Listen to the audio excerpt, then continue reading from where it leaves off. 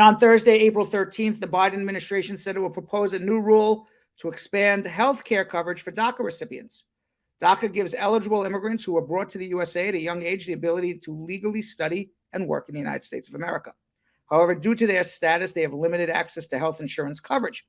Now the Department of Health and Human Services is drafting an expanded definition of lawful presence to also include DACA. If approved, the rule would allow dreamers to apply for coverage through Medicaid or Affordable Care Act marketplaces. They will be able to obtain Medicaid coverage in most states if they are poor, and they can qualify for subsidies to buy private coverage in state marketplaces everywhere if the DACA recipients earn more. The White House statement said it expected to get this done by the end of the month, even though executive action, as Biden is doing, can often take months. Let's watch the video of Biden on Twitter.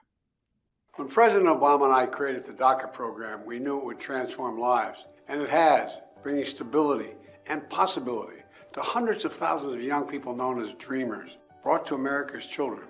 This country is the only home they've ever known. They're our friends, they're our co-workers.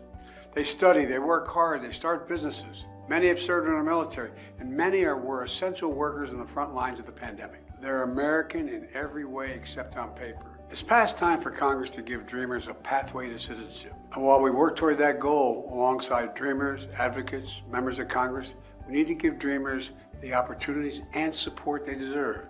So today, my administration is announcing our plan to expand health coverage for DACA recipients by allowing them to enroll in the plan through the Affordable Care Act or through Medicaid.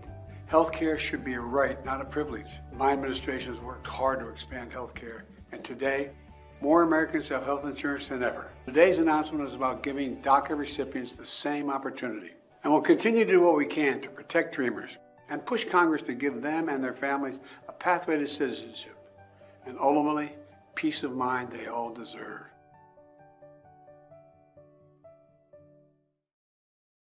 So in the video, President Biden said the rule is needed in order to give dreamers the opportunities and support they deserve, which is a very lofty goal and something we agree with here at Bradshaw Live. But Republicans, of course, they would criticize such a plan. Senator Mitch McConnell, Republican of Kentucky, and the minority leader said in a statement, the Democrats want our citizens to pay new taxpayer-funded benefits for illegal immigrants. These are people who came here when they were little kids.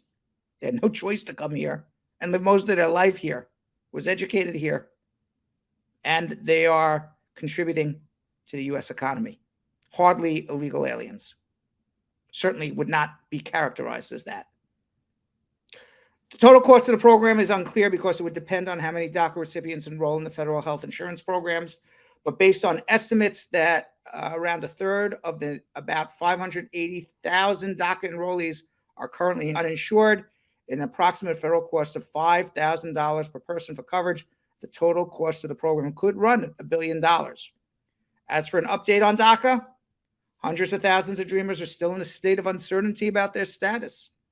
The Trump administration tried to terminate DACA, but the Supreme Court ruled against that move in June of 2020.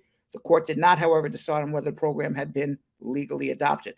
A federal appeals panel ruled last year that DACA was illegal, but allowed those already enrolled to keep their status and keeping the status of the program unchanged, but the future of the enrollees up in the air. And right now, the government cannot accept new DACA applications.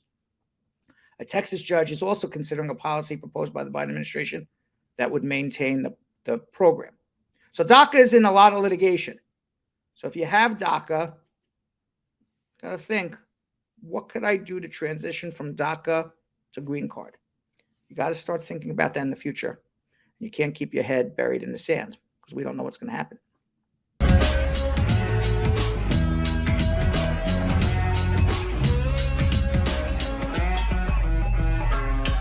Thanks for watching. For more Bradshaw Live, like and subscribe to our YouTube channel.